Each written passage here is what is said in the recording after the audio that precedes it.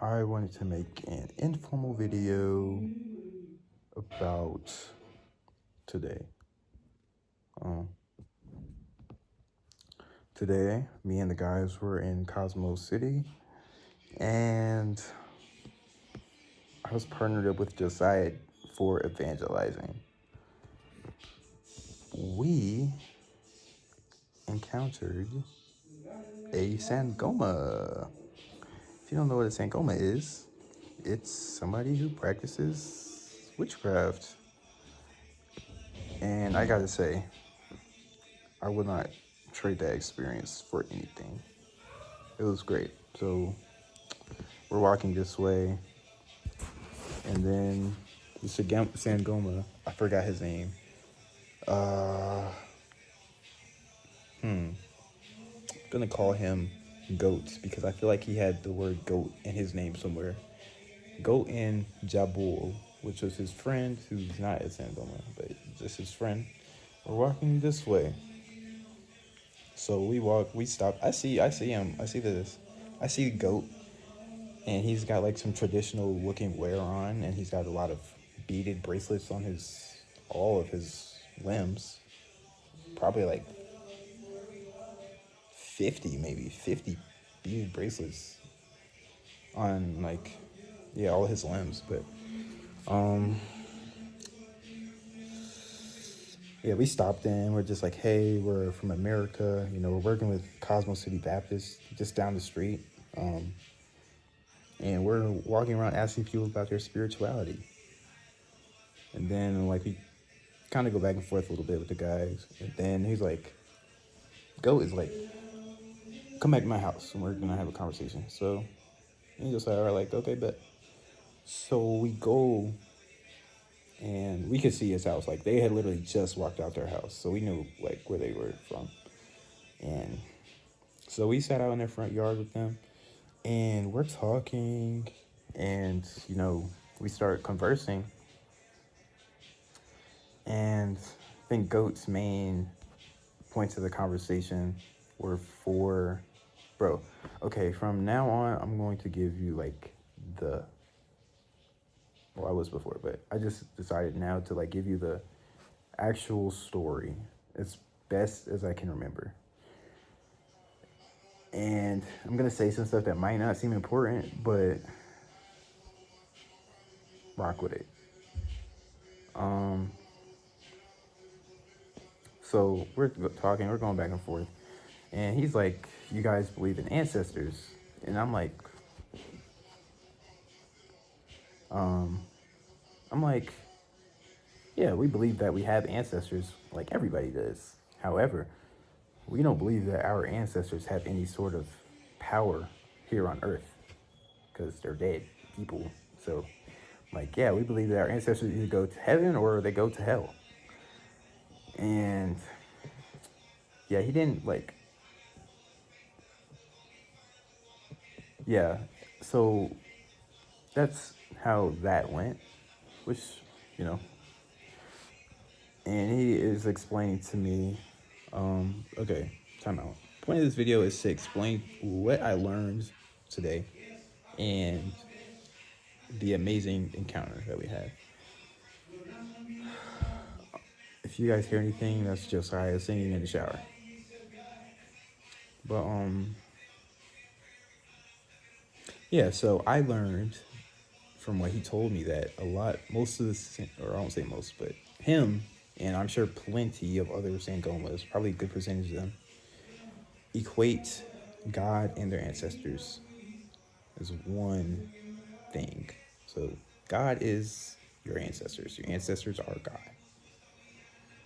And, we kind of go back and forth trying to understand that I'm not really trying to combat. Josiah is trying to get into it, but I'm just like, hold on, my brother, just hold on. So he's trying. So we're going back and forth, and you know, go in a few circles, of course. Like, how could we not, right? And then,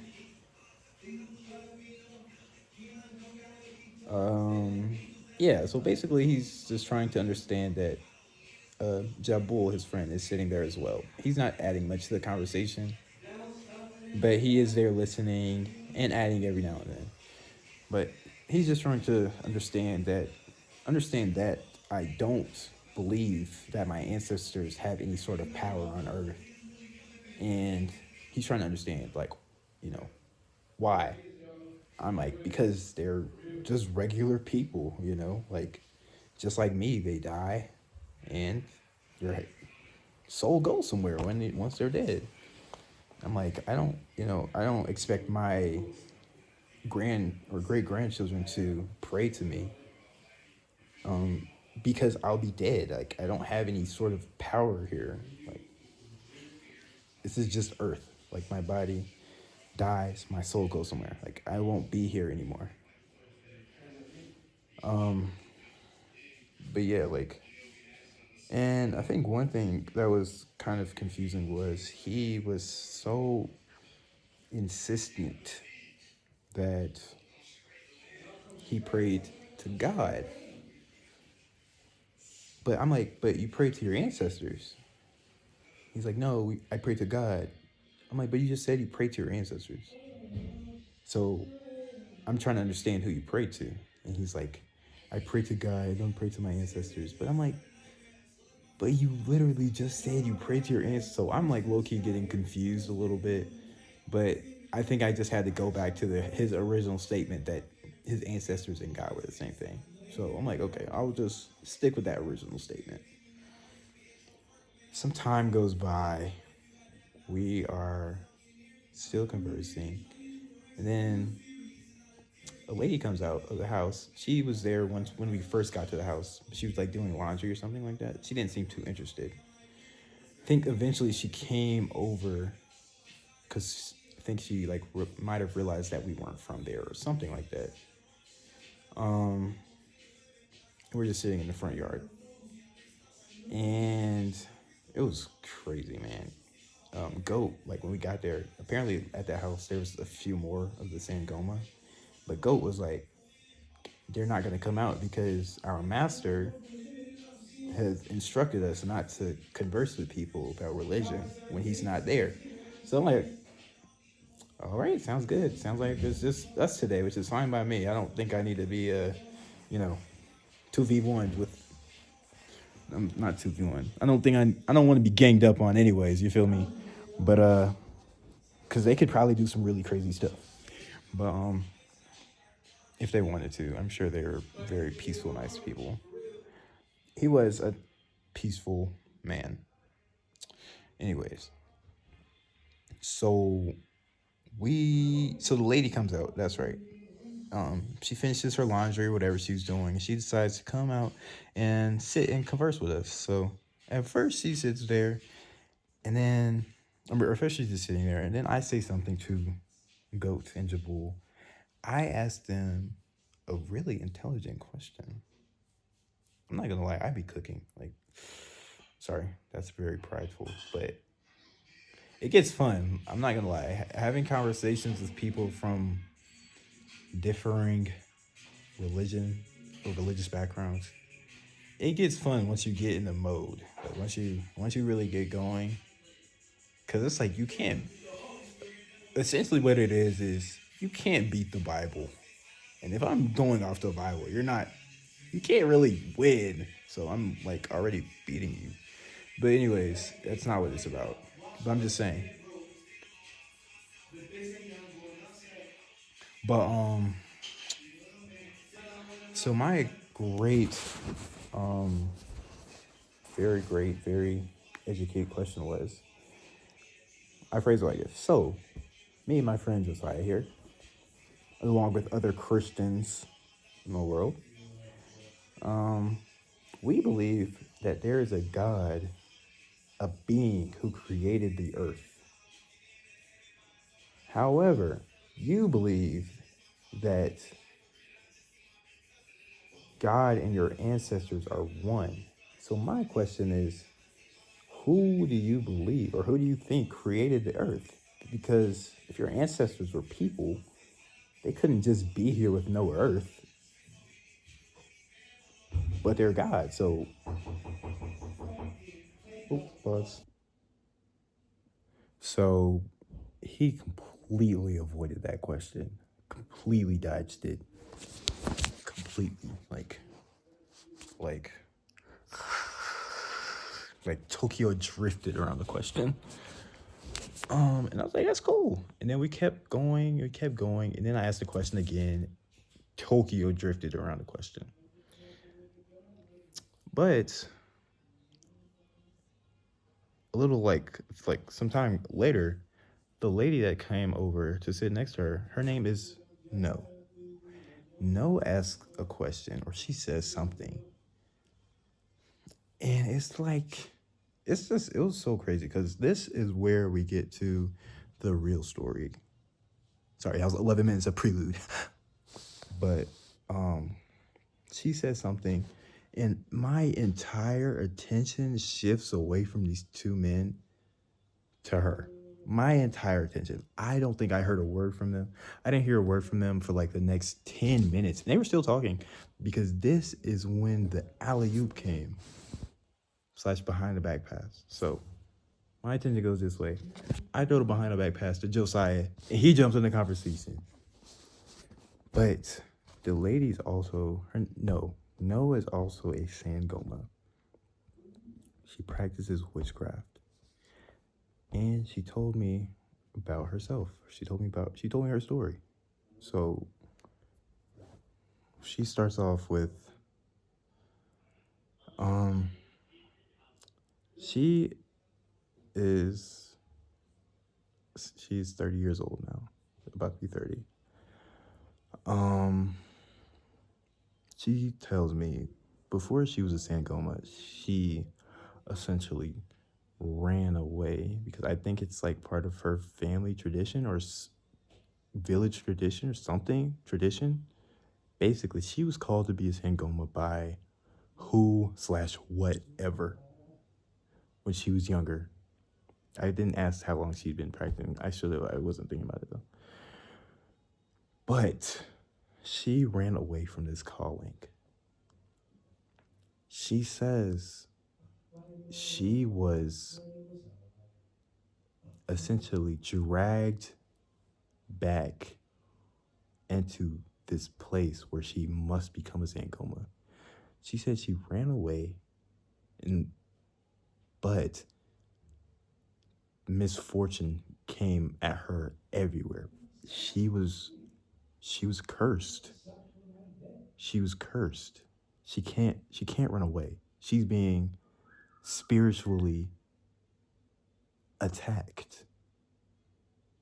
So she has no option but to come back into this calling of being a sangoma.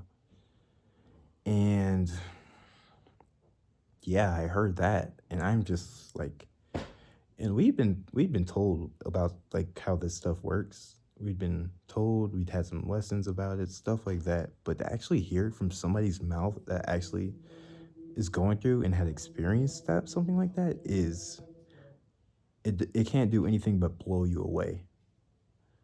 It blew me away. I'm like, wow. Like, you're telling me you tried to run away from, you're telling me, number one, you're called to be a witch. Number two, you run away from this calling. Number three, demons are attacking you because you're running away. So number four, you have no option but to come back and be a witch. Are you serious, bro? Are you kidding? Are you for real? Like, this is real life? Yes, this is her. That's her life. That's her real life. I'm like, yo. However, the thing is, it's not demons who are attacking her, spiritually oppressing her. It's her ancestors. It's her ancestors. I'm like, now, like, I wasn't like that then, but now that I'm thinking about it, and I had told like this story like 2 times already today, but are you kidding me? It's your ancestors. It's so sad.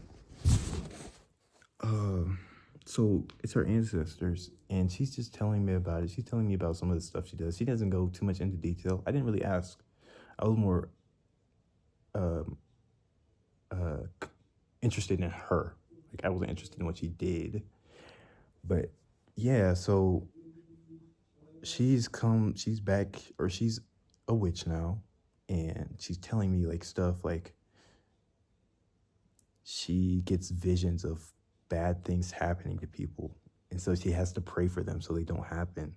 Stuff like that. If she doesn't pray for them, they will happen. They have happened. Like this is stuff that has happened to her before. Like she got this vision of somebody, like example, getting hit by a car.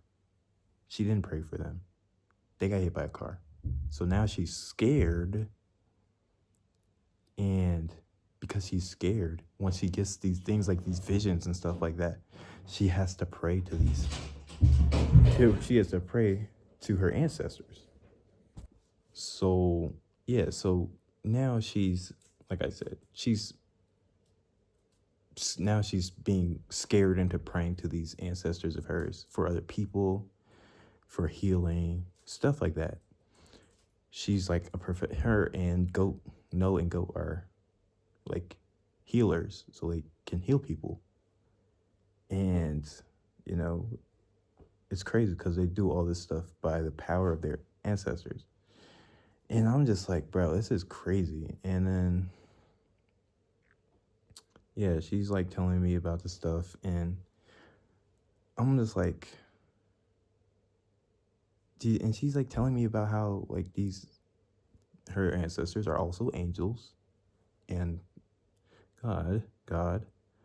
And I'm just like, and she's just telling me about how like they talk to her and stuff like that. And I'm just like, bro, these things, I'm thinking in my head, these things sound terrifying. And they are. They are terrifying. They're demons, bro. Like, that's literally what they are. They're terrifying. And I'm like, I didn't even mean to say it out loud, but I'm like, that sounds terrifying. And I said that, and I didn't say anything else for a minute after that. I was like, yeah, that sounds terrifying. That sounds horrible. And yeah, but she's telling me about her story, and then I'm just like, so I just wanted to like give her like, I didn't really like want to lecture her or anything like that. Obviously, like she's a grown woman. I'm not really finna, I don't want to lecture you. But she was really open to the conversation. So it was like, I didn't. And when I say I wanted to substitute I with the Holy Spirit. Because he was cooking. But I'm like, so, and she says that she doesn't pray to her ancestors. However, she communicates them. So she's telling me that she prays to God, but she talks to her ancestors via trees, roots, soil, stuff like that. So I'm like, okay. So I tell her that we believe that, or we would say that she is spiritually oppressed by demons. And also, I want to note that whenever I talked, she listened. She didn't say anything when I was talking, which was, I could not say the same about Goat. But yeah, whenever I had something to say, she listened. It was amazing. But I'm like, dang, this video is not supposed to be 20 minutes long. But anyways, that's just, I don't tell stories like that, so I guess it's how it gets. But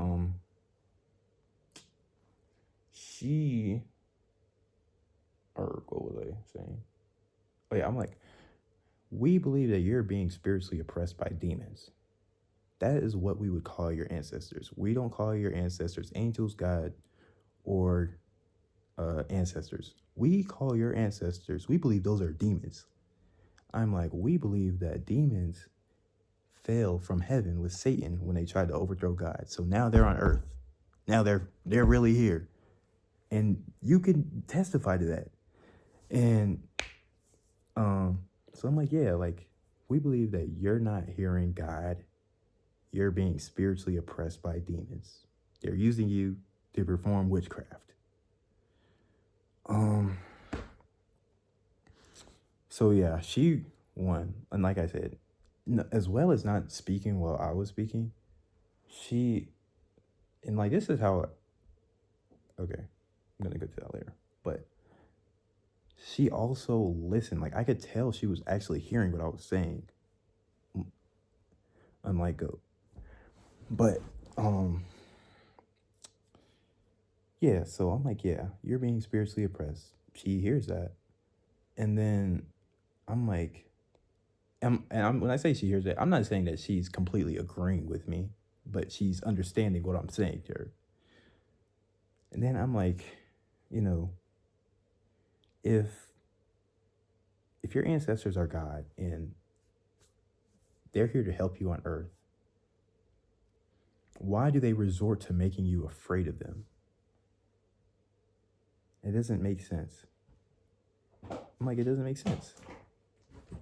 If these things are here to help you, why do they rely on you being so scared of them?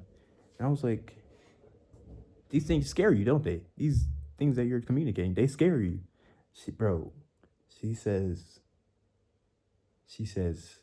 I've gotten used to it. Not like that, but she's like, I've gotten used to it. Like, they don't scare me anymore.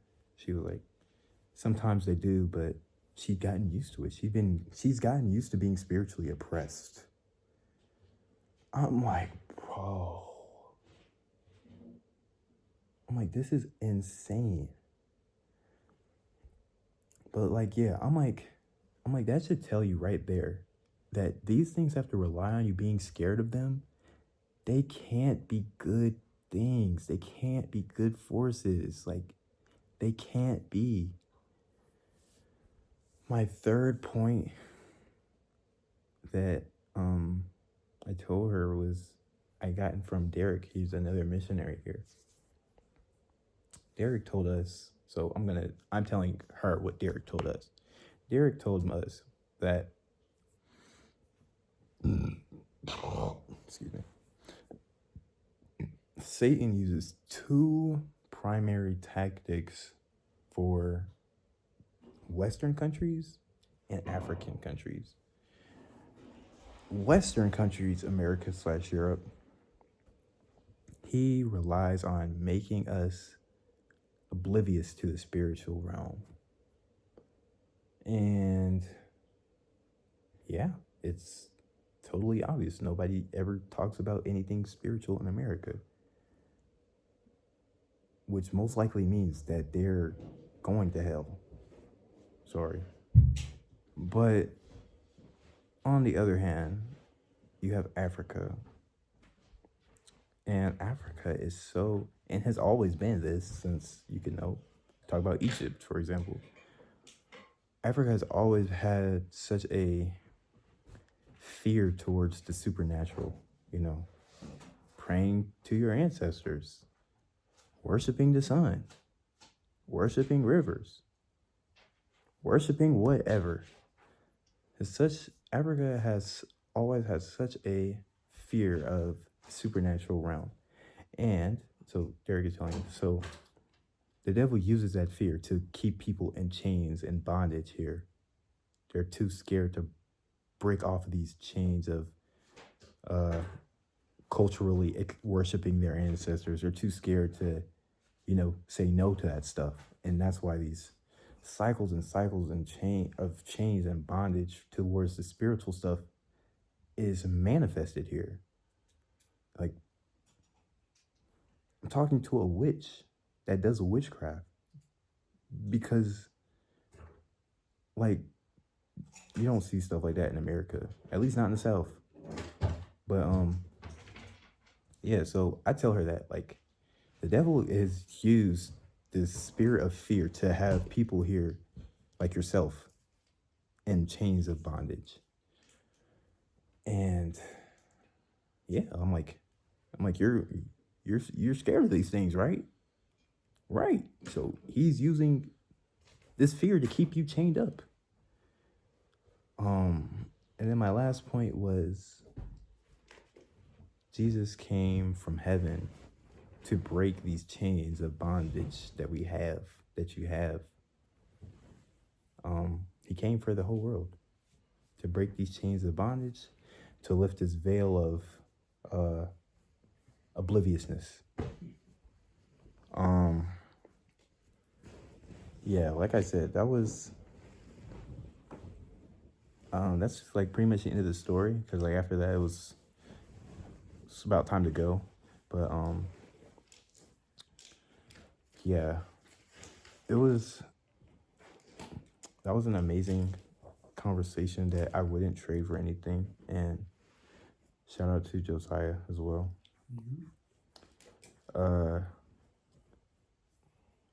And I've been saying this like all day, but the crazy thing is, like, we came in to the area with those two guys, but that is not who God sent us in there for. Like, it was so clearly and obviously that woman, like, she was in bondage, and she knew she was in bondage, and she needs an escape.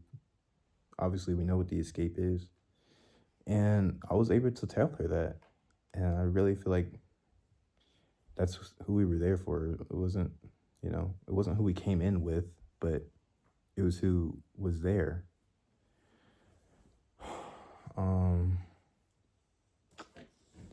Yeah, and me and Blake just prayed over her, just prayed for salvation over her. But yeah, like, to kind of wrap this video up, these things that we Americans play with, because Noah's kind of talking about this a little bit. We didn't get too much into it, but these things that we play with in America, these tarot cards, these crystals, these beads, they are really, like, people are in bondage, like spiritual bondage over this stuff. And we take it so lightly. And, I won't take it lightly anymore, because, I'm in the we. But just a encouragement to anybody watching this video that's, into that kind of stuff. Like, that stuff isn't for fake. And if you really, like, are really into it, I would just say at least know what comes with it, what can come with it, also known as being in spiritual bondage, having your soul chained up. Yeah, thanks for watching this video. Shout out to y'all. This was not supposed to be a 30-minute video. I'm so sorry. Bye.